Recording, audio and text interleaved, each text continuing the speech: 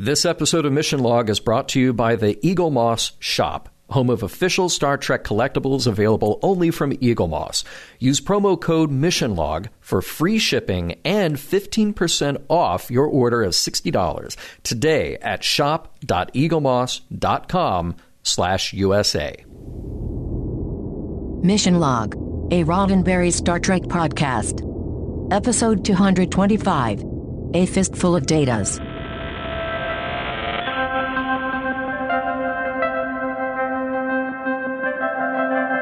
Well, howdy. Welcome into Mission Log, Roddenberry Star Trek podcast. I'm the meanest, toughest, rootinest, tootinest, roughest podcaster, whatever slung on a microphone, Kian Ray. And I'm John Champion. Each week on Mission Log, we watch an episode of Star Trek, sifting through for messages, morals, and meanings, and seeing whether the episode holds up. This week, A Fistful of Datas, the one where Worf, Troy, and Alexander are trapped in a holodeck full of datas. You sit tight, little buckaroos. We should have you through this in about an hour, though I reckon it'll feel like 4. John's got trivia coming up in just a minute, but first, a word from Eagle Moss. Now, you have heard us effuse about those wonderful teeny tiny spaceships, but Eagle Moss makes so much more.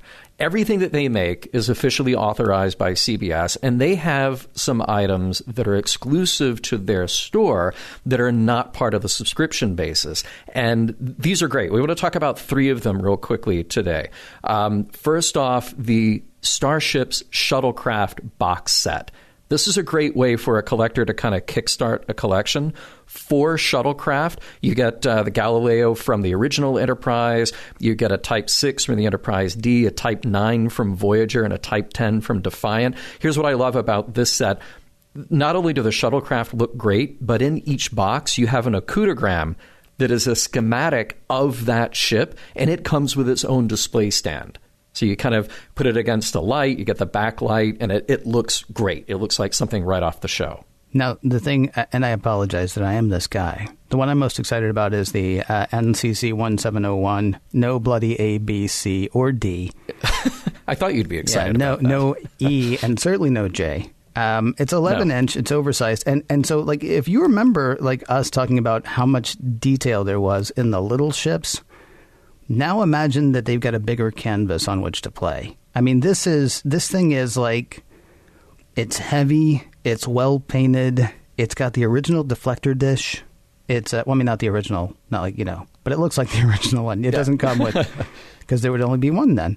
And not to cross the shows, but I saw this and thought to myself, I'll be in my bunk. It's beautiful. I'm looking at it right now, and it's absolutely gorgeous. The paint job is incredible. There is so much detail, and like you said, it's heavy. It's got some weight to it. It's just got a really professional feel. And finally, this is so neat. One of the collectibles that Eagle Moss has made is a set of dedication plaques. So you know how on every bridge you've got a dedication plaque, and they make the original Enterprise, the NCC 1701, the 1701A, Voyager, Defiant, and the Enterprise NX-01. And they're like a little scaled-down replica of what you would see on screen.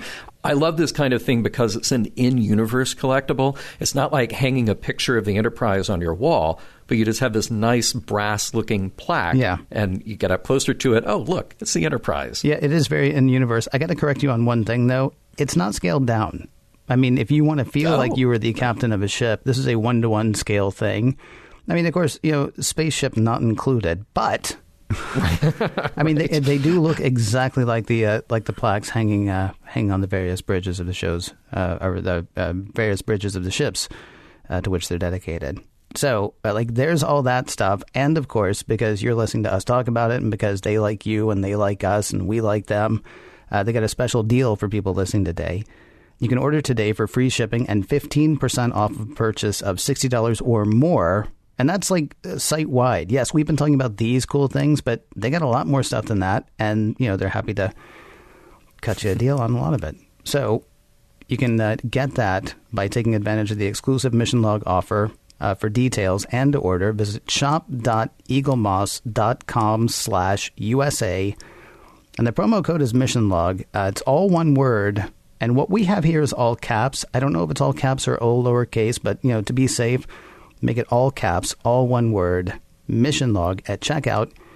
And again, that's good for 15% off and free shipping if you buy $60 or more. That's shop.eaglemoss.com/USA with the promo code Mission Log. And once again, we sincerely want to thank Eagle Moss for their sponsorship this week. As I mentioned before, John's got trivia coming up in just a bit. But first, I want to tell you how to get in touch with us. I don't know why I sang that. Mission Log Pod is the address to find us on Facebook, Skype, and Twitter. If you'd like to leave us a voicemail, we would love to hear your voice. 323-522-5641 is the phone number to call. 323-522-5641. Our email address is missionlog@roddenberry.com. Our show website, including discovered documents, is at missionlogpodcast.com. And please do remember, we may use your comments on an upcoming episode of Mission Log. And if you think that doesn't happen, listen up later, because seriously, stuff like that does happen. Another thing that happens, though, is trivia. Mr. Champion, am I right? Yes, you are. So, trivia for A Fistful of Datas. This episode is written by Brannon Braga and Robert Hewitt Wolfe from an original story by Wolfe. Now, here's what's really interesting about him. This is his very first professionally produced story. He'd been hoofing it in L.A., looking for work, and this one sold. And don't feel bad for him that this is the only one that sold. No, because this led to his career. He almost immediately moved over to Deep Space Nine. He wrote and produced many episodes there. He later did Gene Roddenberry's Andromeda series, as well as Renee Echeverria's The 4400. Now, this was originally titled The Good, the Bad, and the Klingon, and after a number of rewrites, it was Ira Stephen Bear who suggested lifting a bit of the storyline from Rio Bravo to find the central conflict in the Old West. And yes, the title is a play on A Fistful of Dollars, the Sergio Leone film from 1964 starring Clint Eastwood. And it's really kind of the granddaddy of all spaghetti westerns. And spoiler, in that movie, Clint, as the stranger, has a steel plate that he's using as a shield in one scene. Definitely inspired Worf here. And this episode was directed by Patrick Stewart. And obviously, this is an episode with loads of reference to Old West films. Notably, he really studied the movie Shane to get some of his shots. And this won an Emmy Award for sound mixing in a dramatic series. And you may be asking yourself, why does LeVar Burton have a beard, or at least the start of a beard? And why do we make a big deal of it? Well, yeah, every time he starts to have a beard, I'm asking myself, why? Right. Well, in this case, he was getting married. LeVar, that is, not Geordi. And he wanted to have a beard for his wedding. So he's growing one here. And that's why they make mention of it. Let's see. We see the return of the Resican flute here. Well, the tin whistle that Picard is playing in the beginning. And the exterior shots were all filmed at Universal Studios, their world-famous Western backlot. Very cool location. And the story takes place in the holodeck version of Deadwood, which, no, it isn't just a TV show. Deadwood is a town in South Dakota founded in 1876, boomed at first because of the Black Hills Gold Rush. And finally, let's talk about guest stars. Yep, we've got Brian Bonsall back as Alexander, and we do have Brent Spiner beating his former record for multiple characters in a single episode. We have John Piper Ferguson playing Eli. Now, the year after shooting this episode of Next Gen, he would land a recurring role on the short-lived Briscoe County Jr., and he hasn't slowed down since, landing a lot of primarily TV roles. Too many to mention here, but I thought it was cool that he had 3 different roles in 3 different versions of the rebooted Battlestar Galactica, then Caprica, then Blood and Chrome. But he came to TNG with some Western bona fides already. He was in Unforgiven with Clint Eastwood in 1992. And more recently, he has appeared on the series Alphas, which is produced by, oh, you guessed it, Robert Hewitt Wolfe. Joy Garrett played Annie Myers. Joy had a career that started out with soap operas and then landed her in a lot of sitcom guest roles later. This is unfortunately her very last credit. She passed away in 1993 at the age of 47. And Jorge Cervera has been performing since the early 1970s, mostly in TV, and here he plays a bandito. And yes, he is in one of my favorite movies of all time, The Three Amigos, playing a bandito. As the ship heads into 48 hours of downtime, it is worth noting: relaxation on the Enterprise never stays relaxing. Prologue. Being captain of a starship sure can be annoying. The supply ship Biko is supposed to meet the Enterprise, but the supply ship Biko is running late. 2 days late. That gives the crew a bit of time to kill. And Jean-Luc Picard wants to kill it on his flute. Tin whistle, whatever. But he's the captain, so everybody's got questions. Geordi and Data want to try running some of the Enterprise systems through Data's head. You know, so it can be a systems backup in case of emergency. Fine. Leave me alone now.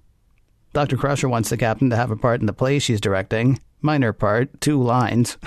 It's not like you're leading man material or anything. Oh, think about it. Leave me alone now. Meanwhile, Lieutenant Commander Worf wants to do anything. I may run security drills, I may do a systems check, I may clean out the garage. Picard thinks it sounds like Worf is looking for extra work, and he'll not have it. We have extra time. Go blow it.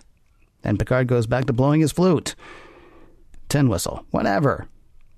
Back in Worf's quarters, his son Alexander is playing with the world's bulkiest pad.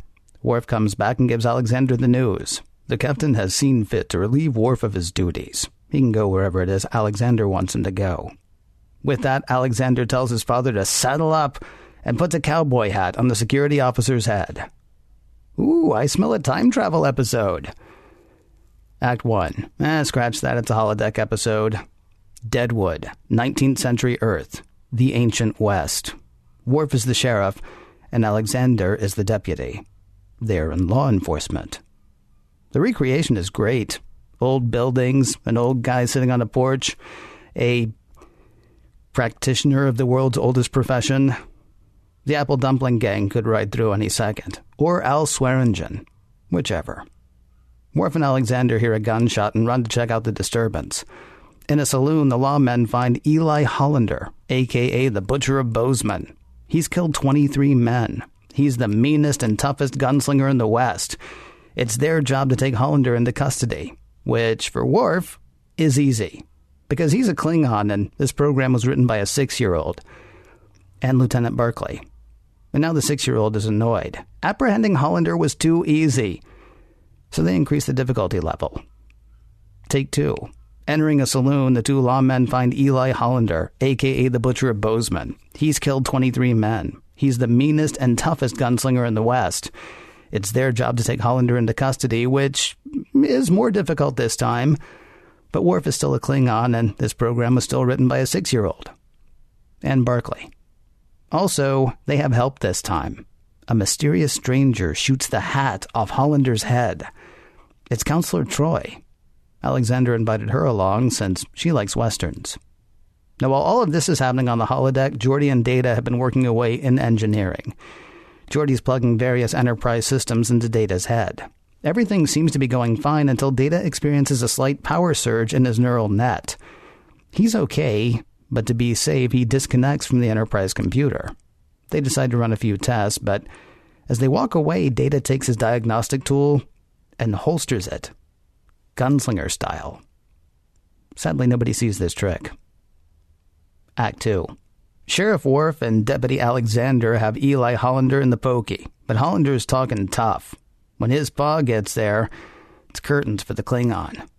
Durango agrees. Sheriff Worf is no match for the Hollanders. Also, Counselor Troy is Durango. She says she was just passing through and has no interest in fighting the Hollanders. But she'll help the sheriff for $500. Worf sends Alexander off to the bank to make a withdrawal. On the Enterprise, things involving the computer are getting weird. Picard is trying to listen back to the recordings he made earlier playing his flute, tin whistle, whatever. What the computer plays back is glitchy at first, then it's just a cacophony. Rehearsal for Dr. Crusher's play isn't going much better. The script seems to have been replaced on all of the pads by Data's epic Ode to Spot. In engineering, Geordi has taken apart the pads being used in rehearsal. They're all working fine. Rather, it's the information retrieval net that's on the fritz. Information's being corrupted at the source. You know, the ship's computer. The one that was plugged into Data's head earlier. The android thinks the two things might be related. Back on the holodeck, Deputy Alexander is headed back to the jail with Durango's $500 when he's snatched. It's one of Eli Hollander's cohorts, and they've taken him to Eli's dad, Frank Hollander. Frank Hollander, who looks exactly like Data. This isn't the way things are supposed to be going. Alexander tells the computer to freeze program, but it doesn't work. So lots of things aren't going the way they're supposed to. Act 3. Data's having some trouble with Spot. He's also having trouble with syntax. Phrases and accents from the ancient West are working their way into his speech. Of course, he's talking to a cat, so nobody's picked up on the problem yet. On the holodeck, Worf's back in the saloon, asking Miss Annie if she's seen Alexander. Miss Annie's not terribly interested in talking to Worf, though. He spurned her romantic advances in Act 2. Worf's got bigger problems than that. Frank Hollander just walked in, and he wants his boy. Assuming this is Data taking a part, Worf's back to playing the game. Eli will stand trial for murder. Frank offers Worf a trade. His son for Worf's deputy, Alexander. Worf takes a hard line. He does not negotiate with criminals. As he tries to move past Hollander, owie, ow, ow. Man, Data's grip is strong. Only Data's not breaking character at all. Worf calls for the computer to freeze program, but nothing happens. Or really, stuff keeps happening. And, like Lucky Day facing El Guapo, Worf realizes, he's in real danger. Hollander's henchmen start shooting at Worf as he makes a break for it. In the jail, Durango is practicing her quick draw, though she's a lot less Durango and a lot more Troy when she sees that Worf has been straight up shot. Worf says the holodeck safety protocols are off, and Alexander is in danger. Yes, things are malfunctioning, though the extent of the malfunctions only becomes clear when Eli Hollander starts looking a whole lot like Data. Act 4. Eli Data is getting under Worf's skin, though Troy takes a sensible stance. Despite the malfunctions, they're still part of a program. Play the game to its predetermined end, and the program will terminate. Worf agrees. He goes to ask the townfolk what they've seen and what they know. On the Enterprise, Geordi and Data tell Picard that all the weirdness on the ship, that's the experiment they were running, routing Enterprise systems through Data's head. They should have it fixed, though. Data says he reckons it will take a couple of hours. Yes, he said reckon. He also said y'all. Finally, others are seeing the ancient West seep into the 24th century android. Back in Deadwood, Troy is waiting for Worf to return when she sees something disturbing in the jail cell. Eli Data is shuffling a deck of cards, but he's doing it with the speed of the android Data. When Worf returns, Troy tells him what she's seen. Eli doesn't just look like Data. He's apparently got Data's abilities, which means Frank Hollander probably does too. A knock at the door and, oh, there's Frank now. After a quick talk with Eli, Frank offers a trade. His son for Worf's deputy. This time Worf agrees. They'll make the exchange in the middle of town in 2 hours. Of course, Troy knows that Frank's lying. Despite their honorable agreement, Troy tells Worf that Frank, with the speed and accuracy of Data, will try to kill Worf at the exchange. Act 5. Work progresses in engineering. Correcting the memory corruptions in both the ship's systems and Data should take another hour or two. Back in Deadwood, Troy and Worf are laying out a plan for the exchange, where they'll position themselves, how they'll get Alexander to safety once stuff pops off. Miss Annie has softened a bit on Worf. She secured the parts he needs to do something. Maybe we'll find out later. Time now for the exchange. Worf sends Eli toward his paw, while Frank sends Alexander towards his.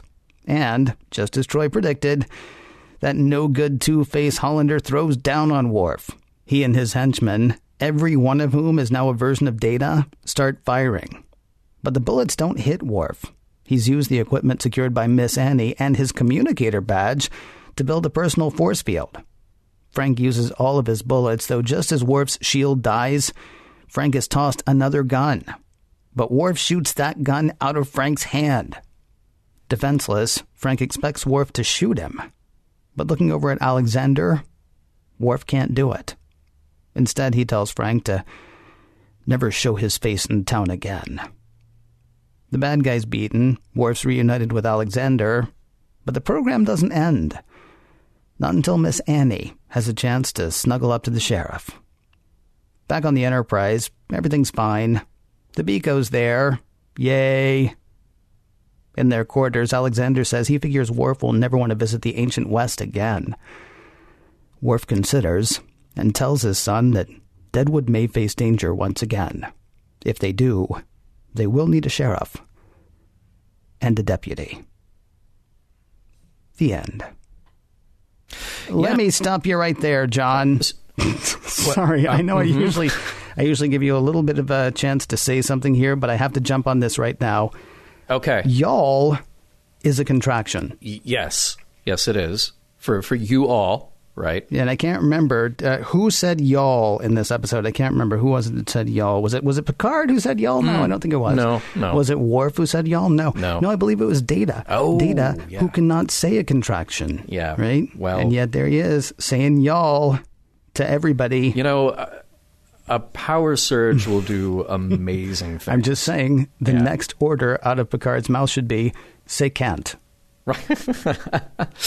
Yeah, pretty much. Yeah. Pretty much. By the way, I don't know if Worf could actually ask his captain to command him to not spend any time with his son. I don't know how that works. I mean, I know he was angling for that, you know.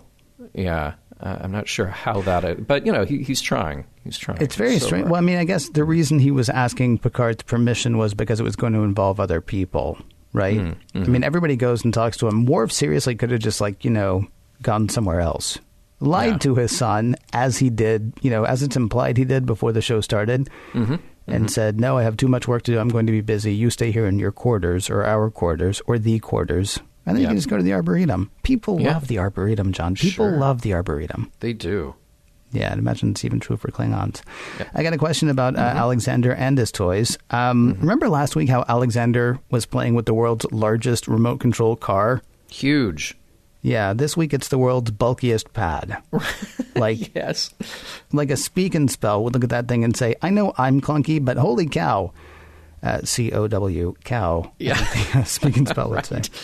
Yeah. It struck me as very sort of backwards looking, unless his pad is in an OtterBox. That could be. It's childproof. That's possible. Yeah, they're ugly, but they work. I also like the fact that we got to see the inside of pads. I like that too. And did you notice that there was a little, like an isolinear chip in there? I did. Yeah, I thought that was neat. You know what it reminded me of, honestly? It reminded me, and what's weird is we talk about this now as if it's an amazing thing, because I know I have an iPhone, I know I have an iPad, I know there are tablets of all sorts. I know that you can get a tablet. It's probably a horrible tablet laden with viruses already that you don't want, but you can get a tablet for as little as like $99 or less, right? Right. I was reminded, honestly, in the shot of the back of the pad, of that shot that I loved so much in The Cage, when we just take that long shot at the communicator. Oh, yeah, right. When they're showing us, hey, there are no wires here, and yet he's able to talk, and, you know, they're connected by this little tiny thing. The back of that pad has parts that I recognize. And I don't recognize it as, like, you know, I can tell you exactly what that does, I can tell you exactly what that does, but my dad used to work in computers, and so, you know, I've seen circuit boards and microchips and, you know, all that stuff. And so it's neat to sort of say, I know it wasn't intentional. It was nothing like the shot in The Cage, except it's like, hey, wow, so there's an idea, and there are those parts that I recognize, and we're actually on our way to a lot of this stuff that they have. Yeah. And that to me was kind of neat. Yeah. No, I did like that quite a lot. Yeah. The other thing I like was the fact that this episode is pretty much a callback a go-go. Right. Yeah. So you got the flute. Yeah, or a tin whistle. Sorry. Yeah, whichever. Yeah. Right. Yeah. From the Inner Light, yes. You have Ode to Spot from Skill. Yeah, right. Which is neat. And of course, Alexander's a good callback to a bunch of stuff. I guess he's really just a character, but I realized I said it's callback a go-go, and I've actually only got 2 examples. Well, you have a reference to Bozeman again, and remember, Brandon Braga will drop in Bozeman wherever he can.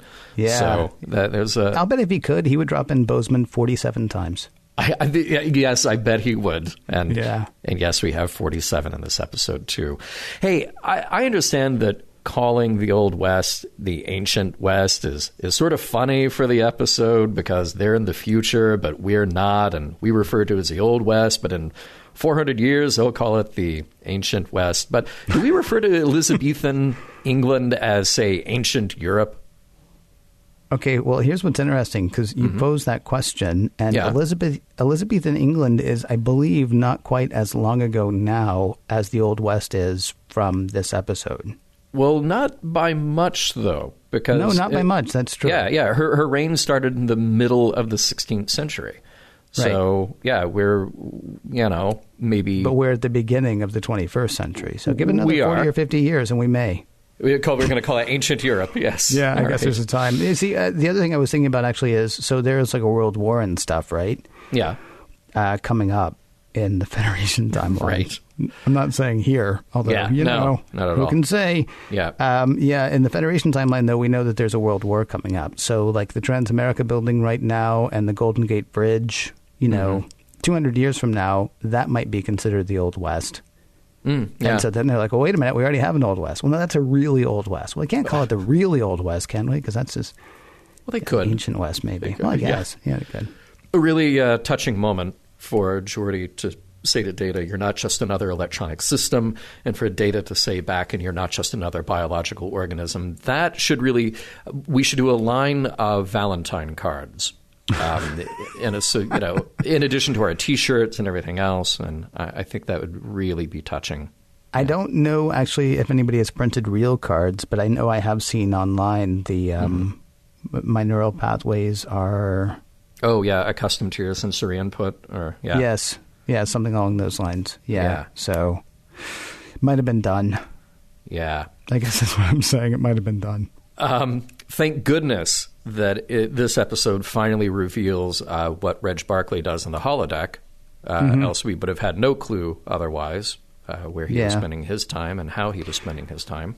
Yeah, I kind of hate the fact that that Reg is made fun of even when Dwight Schultz isn't there. Yeah, right. You know, it's like, oh, I'll have to have a talk with Commander Barclay. It's like, or Lieutenant Barclay, excuse me, because what's Alexander doing hanging out with Barclay anyway? I just there's some questions that are better left unanswered. I guess so. I guess so. I know it's a thing that happens, but I still loved it. It was especially effective, I think, when he's like picking up Hollander. When Worf is in the saloon and he picks up Eli Hollander, he's going to haul him off to the Pokey, to the Hooskow, to the Steel Bar Hotel. Right. I love that. And when Alexander says freeze program, and then Worf walks away from Hollander, and he's still suspended there as if he's still being held up.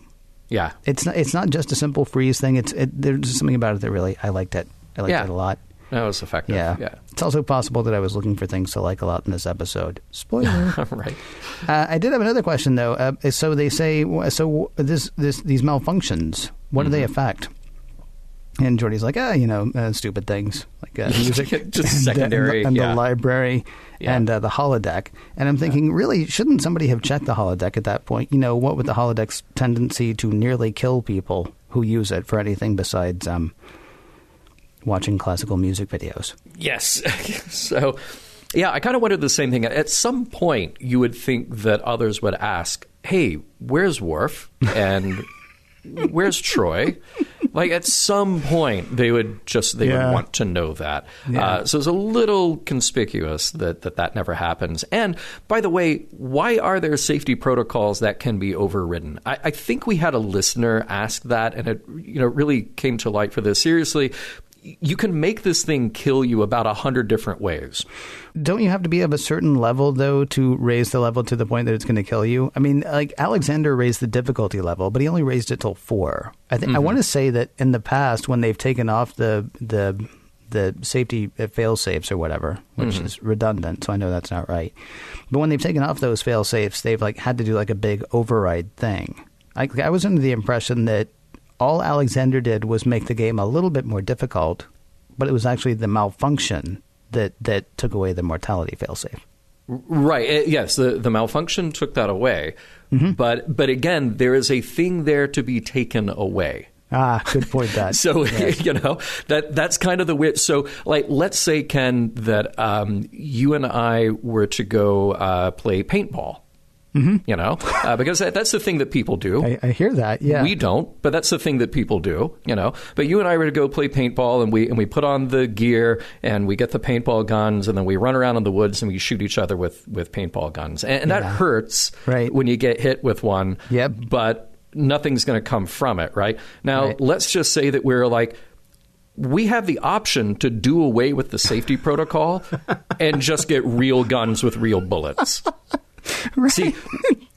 See, we cannot do that. Right. So there's another team, and they probably have paintball guns too, but they may have guns. Right. Yeah, I don't think I would play at that point. You make a good point. Yeah. I don't think I would either. Yeah. Let's change subjects very quickly here. The play rehearsal. Now, I've been in a play or two in my life, and I just thought, wow, these are the most unprepared actors I have ever seen.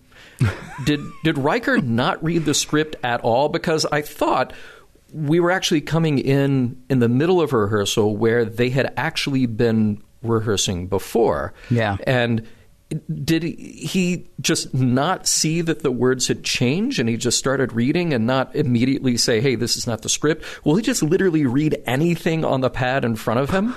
I'm Ron Burgundy? That's... He might, yeah. Yeah. Okay, yeah. I got a few things to say there. First of all, you're right. It did seem like we came in on the middle of rehearsal because Gates McFadden is like ready to quit. Yeah. Like her body language is, I'm already done with these people. Yeah. Yeah. That may be her fault because she's apparently trying to put together a play in 2 days. The other thing is I've also been in a play or two, braggart, so don't even. I was Santa Claus in 2nd grade. Ooh. And I was John Robertson, founder of Nashville, in the 4th grade. So stick it. Yeah. You're not the only actor here. Speaking of acting, I love Picard's run at False Modesty. I'm really not much of an actor. It's great, honestly, because he seems to be looking for praise, and that's just not going to happen. And Beverly's like, you don't really have to be an actor. I mean, it's like 2 lines, dude. Seriously, you think I'd cast you in something real? Now, I mean, not to make much more of that whole thing, although, again, there's not a lot of there, here. Maybe there's not a lot of here, or here, there in this episode. So every little thing might be a major point of discussion. I do find it interesting that... the man who leads a ship of over 1,000 people would be perfect to play the butler, in her estimation. And it sort of started making me think about, what does it mean to be in command, and what does it mean to command all these people? Because he's got all the rules from above, and then he's got all the people he's got to please below. And I thought, that could actually be a topic. But then I got bored thinking about it. Wait, actually, and we know that Data would be perfect to play the butler in anything. If you're going to go with anybody to play the butler, it really should be Data. Hey, our listener, Steve, hi, Steve, has some wise words of advice for Geordi, or really anybody aboard the Enterprise in any sort of technical capacity. Pay attention to your system's software testing processes and keep your experimental testing isolated from your operational systems. I think really that says it all. And I think, nerd!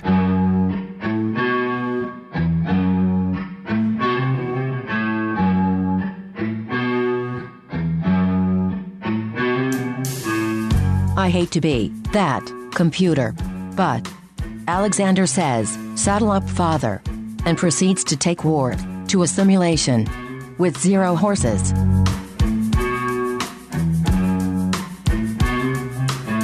So remember last segment how I said this is a small thing and I'm not sure it's worthy of discussion as like a major topic? Got another one. Uh-oh. Yeah, so in this episode, Troy says, so we're in a holodeck program, and I know things are malfunctioning, but it's still just a program. So all we have to do is run the program to the end, and the program should end. Mm-hmm. And so you think, okay, well, so then all he has to do is beat Frank Hollander, and the program ends, and it doesn't. Oh, well, okay, well, he does have to be reunited with his deputy. Oh, well, no, that wasn't it either. Why is it still going? It turns out what Worf had to do was accept love. I'm sorry, I wasn't gonna. And then I had to. Yeah, okay, so it actually ends. And let's think about this just for a second. I know this is crazy, but again, very little to hold on to in this episode. So I'm like grabbing at straws, dude. Okay. Barclay and Alexander wrote the end of the program to be, he needs a hug. Wow. And he has to take the hug. He has to accept appreciation. He has to accept affection. Mm-hmm. He has to accept somebody else loving him before he's able to end the game. If I didn't like my microphone so much, I would drop it right now.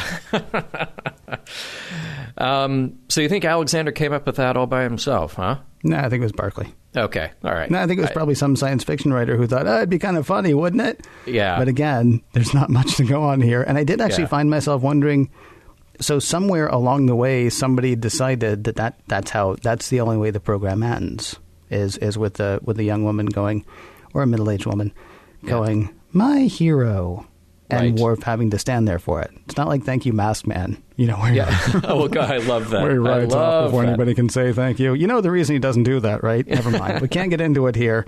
Kids, do not ask your parents. Just don't ask your parents about that. No. Yeah. That's interesting views. Yes. First of all, Worf needs to accept love. I think we all know that. He also needs to give love in order to get love. But I go back to the presupposition, though, that I think that, Troy may not actually know that the game will end when they play it out. Because remember, this is a power surge. This messed up everything. You've got all these multiple datas in the holodeck. Mm-hmm. Things are haywire. There may be new rules to that game. Maybe. So the new rules might be that Worf accepts love. And by the way, 100 more datas show up and try to kill him along with Moriarty. It goes from being a Fistful of Datas to one of the Matrix movies. What was the one where all the Agent Smiths showed up?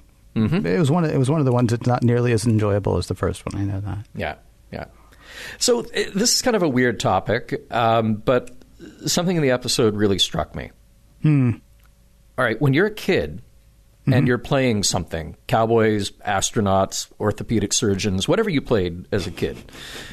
So do you picture yourself as an adult in an adult world or as a kid in an adult world? So think about it. Alexander is little. Like, he's a little guy, right? And everyone around him in the holodeck is huge. Is that how a kid would have that fantasy? Would want to play that game? Now, I know it's not germane to the story, but it got me thinking for some reason.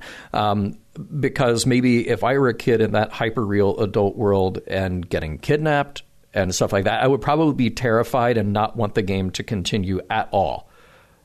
Which I know that there are many points that they tried to stop the game, but even just starting that game, I really wondered if you were, an 8-year-old and you're Alexander's size and you can set up this fantasy world to look and behave however it is that you want it to look and behave. Is everybody around you, 3 times your size and could physically crush you?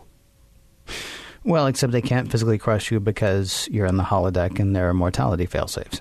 Sure. I mean, if you're making up, I don't remember, honestly. I think what I'm trying to think of is what did I want to be when I grew up when I was a little kid? Oddly enough, podcaster was not on the list. I never thought I'd make it as a podcaster when I was 8. Yeah, it's kind of amazing. I wanted to be a weatherman, and I wanted to be an astronaut, because what kid didn't want to be an astronaut in the 70s? Of course, yeah. I don't remember thinking to myself, I want to be a kid astronaut. But, obviously, I pictured myself as an astronaut. I couldn't picture myself as a grown-up. I don't know. Yeah. I don't know. It's been too long since I was a little kid. I don't think, though, I think a kid would emulate. The thing that's harder for me to see is why Alexander would want to be in the Old West. I think a kid would sort of emulate a version of what they see, right? Right. Be that Like maybe if, I don't know, maybe if the Avenger movies were hugely popular in the 24th century, then maybe he would want to be a superhero. But I don't think he would picture like a kid version of the superhero, or even one where he's gigantic. I think he would just sort of put himself in that situation. But I don't know, because again, I'm not 6 or 10 or however old he's supposed to be this week. Right. Well, yeah.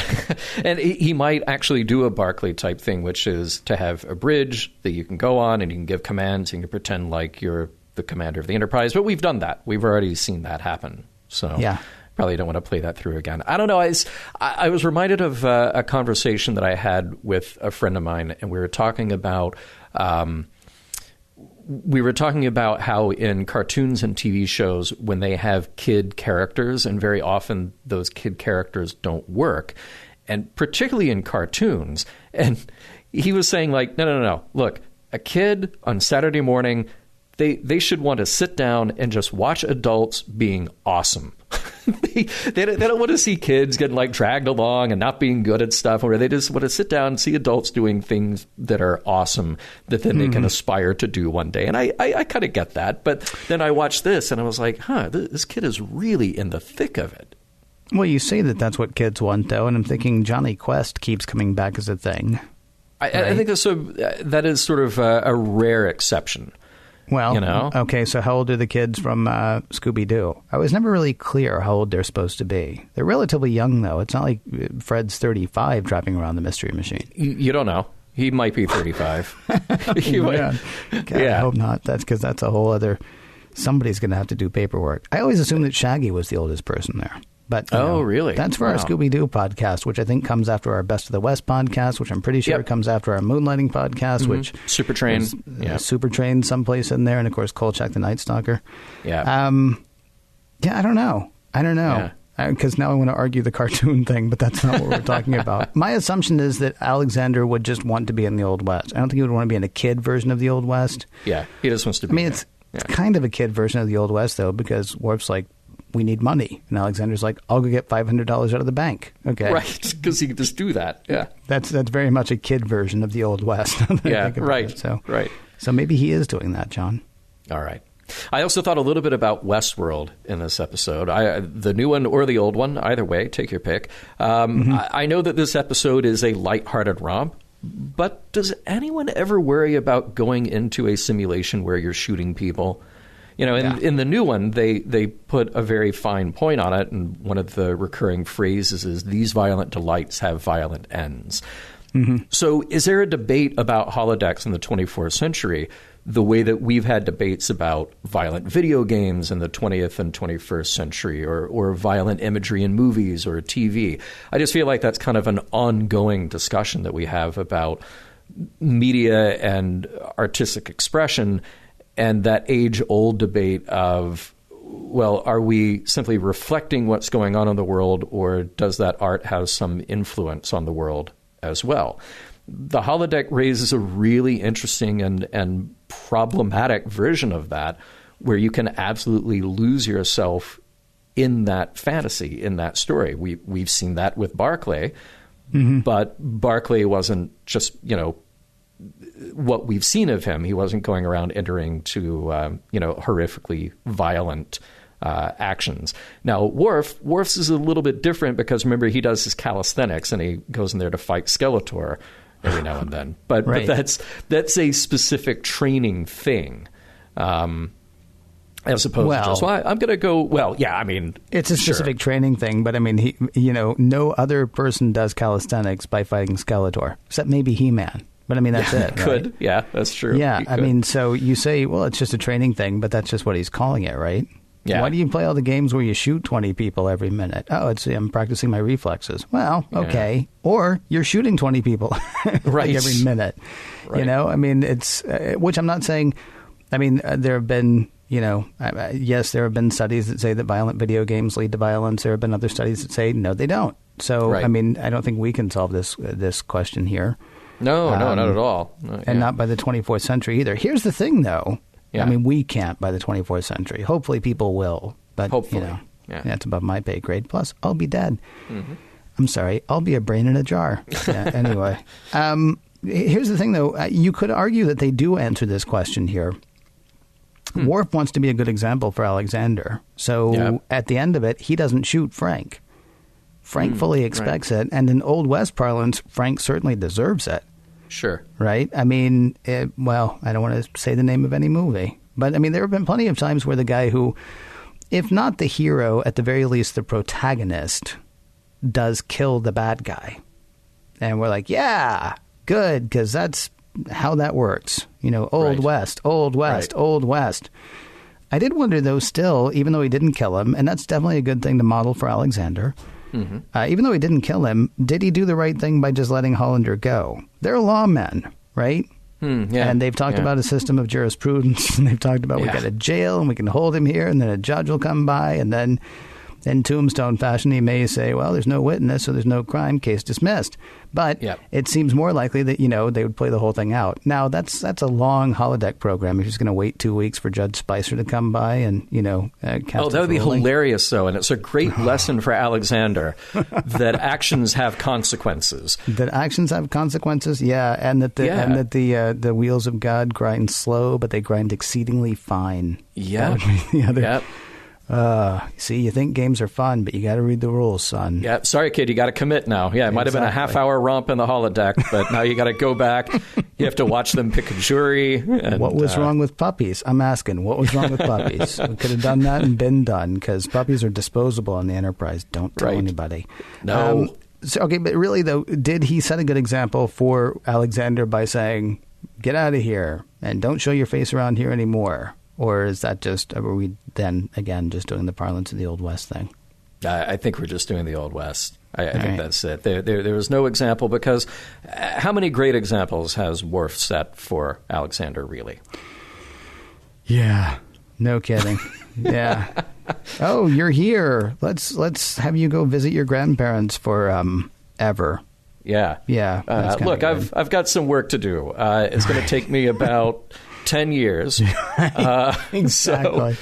So, we should actually, I thought about starting with this, but it's too much of a downer. So let's end on a down note instead. Worf is a horrible father at the beginning of this episode. He's an absolutely horrible father. Okay, so here's the thing. He goes to the captain and he says to the captain, I'm going to do this work. And the captain's like, just, play around for a while. Just do something. Have fun. And so he goes back to Worf. He goes back to Alexander, and Alexander says, what did he say? Okay, so the implication is that Worf said to Alexander at some point, I probably won't be able to go to the holodeck because I think the captain has stuff for me to do. I'm going to go ask the captain. And then what Worf went and did was made a pile of work for himself. Yeah. Yeah. And then the captain was like, just leave it. Just go have fun.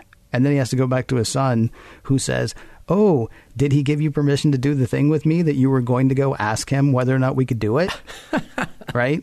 And Worf's like, yeah, he gave me the time off so we can go play. Yay. Yep.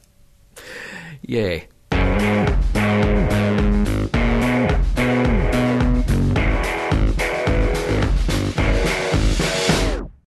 With data and data and data and data and data and data and data and data dealt with, it is time to assess the worth of a fistful of datas.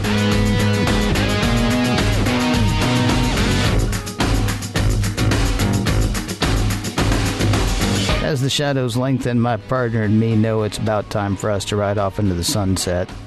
But before we do, we have some questions that we have to ask about the episode, A Fistful of Datas. Questions about the messages, morals, and meanings, and also whether this whole episode holds up. And as usual, John, we start with that question. Does A Fistful of Datas hold up as far as you're concerned? So... Ken. I'm sorry. I love that you're like you didn't know I was going to ask. I love that. Yeah. That's an interesting question, one I hadn't anticipated. So there are some episodes of Star Trek where we're just supposed to have fun. Yep. And don't look too deeply and don't take it too seriously. Just have fun and enjoy it. Yep. So here's the thing. If you're listening to Mission Log, then you know that we're not a review show, that we're a discussion show about topics raised by Star Trek. And not every episode has deep topics, and some of those are more enjoyable than others. You know, some that don't have deep topics have very enjoyable stories, and some that maybe do have deep topics don't have really enjoyable stories. But fine, you know, we kind of average out somewhere in the middle. But here's the other thing. Just because something is enjoyable doesn't mean that it's off the hook. So there are action movies that are full of explosions that also have great characters and ways to elevate the experience. There are romantic movies that aren't just the same old obvious cliche story with two-dimensional characters. And there are Star Trek episodes that are light fun or romps in the holodeck that are far better than this. So, look, I have no problem with the holodeck, though it's still weird in an existential way because we think the computer is alive and manipulating people. I have no problem with an episode that is fun and light, and I have no problem with a stylistic homage, because I always thought that Star Trek was a flexible enough format to plug other types of storytelling into. We've seen that happen before.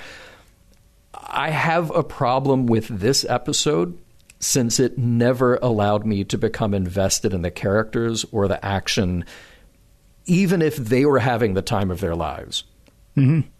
So the characters were enjoying it. Well, at least Deanna was enjoying it.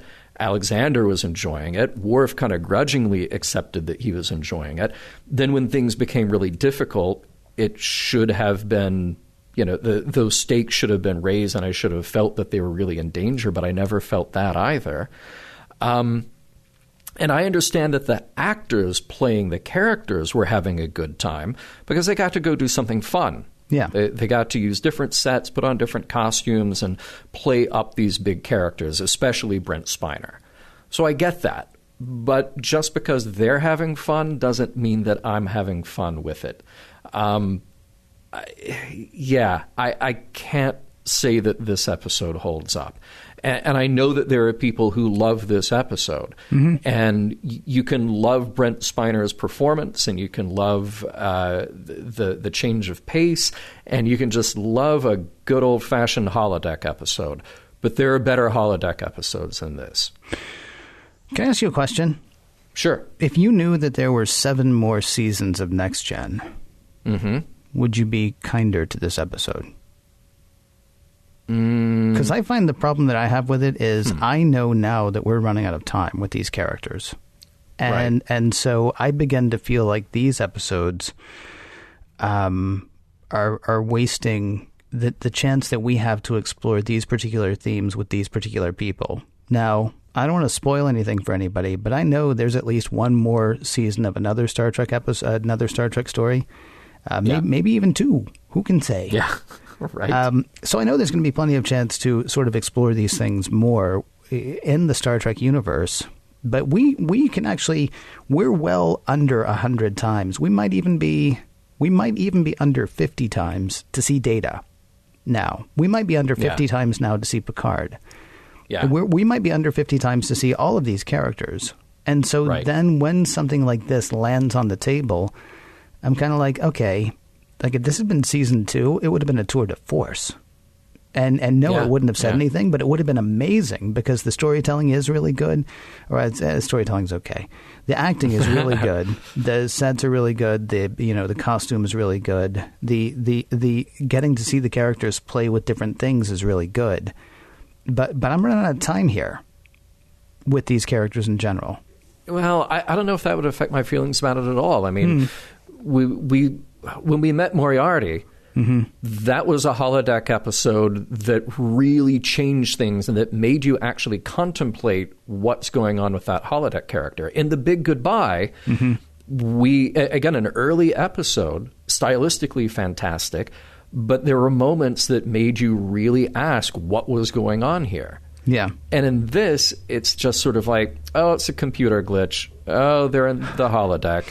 Right. So, and there really is they are in danger, but there's never any sort of consideration of what they're doing and why.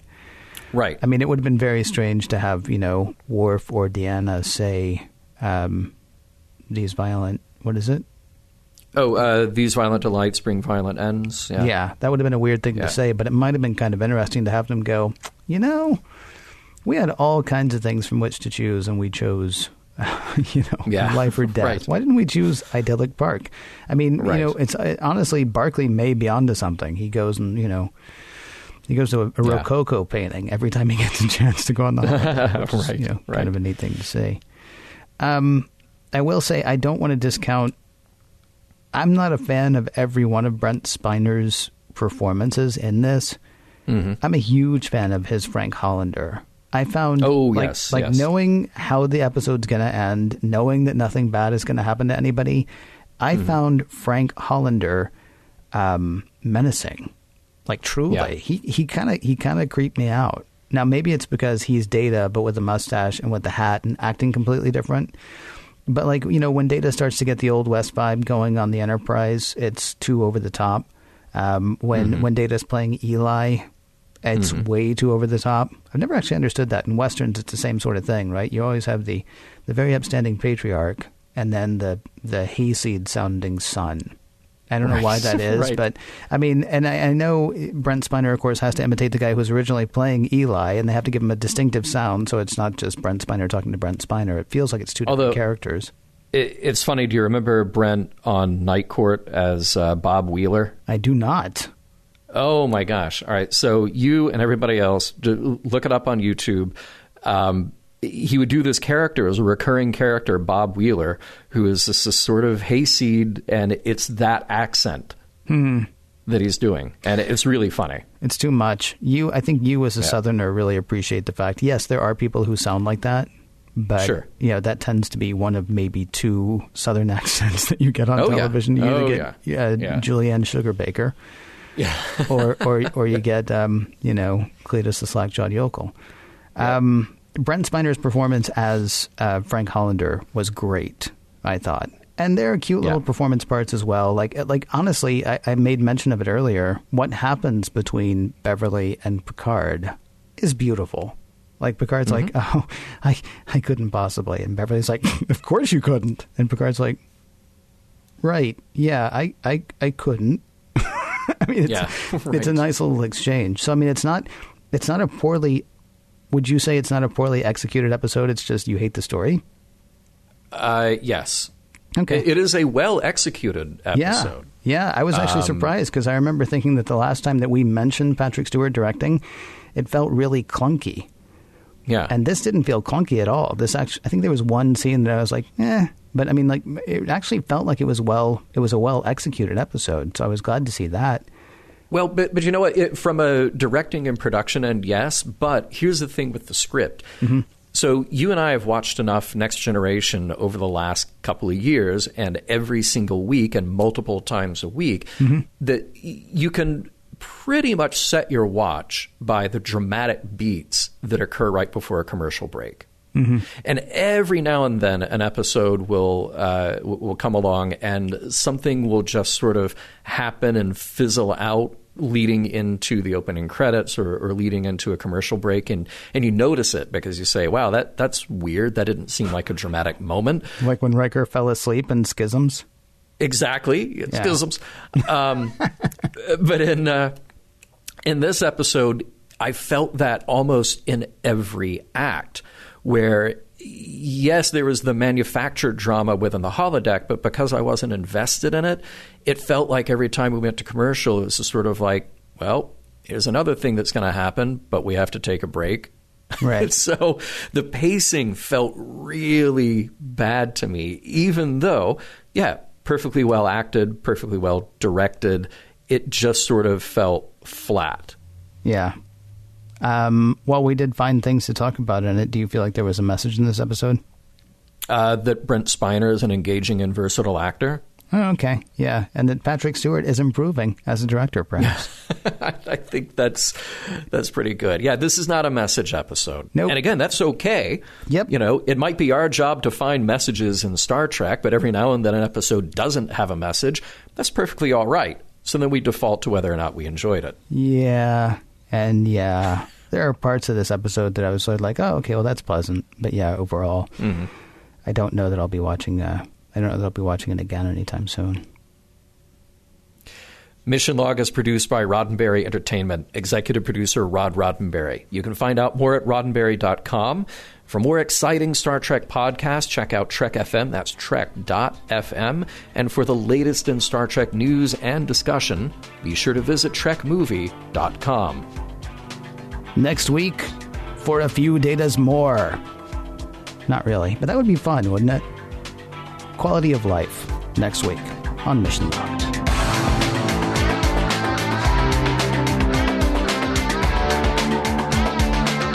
Some of the music for Mission Log provided by Warp 11, online at warp11.com, and from the album Messages by Key Theory, free to download at kitheory.com.